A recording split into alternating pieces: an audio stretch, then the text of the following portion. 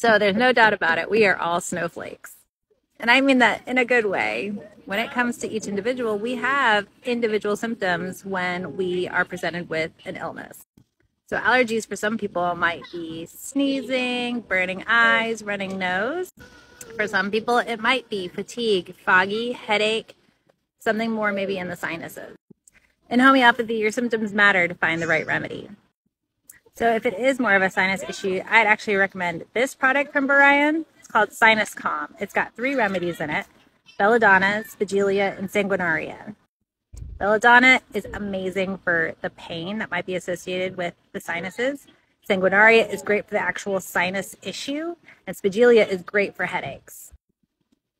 So the previous product I mentioned was Rhine allergy. That's, again, more for the sneezing, the burning eyes, the running nose, those kind of things. If you feel like none of these symptoms match anything you have, go ahead and check out the Banerji store. They have a lot of combination remedies, and what they say on their packets is what it's actually going to address. You can probably just also go to CVS or Walgreens and check out the homeopathic offerings there.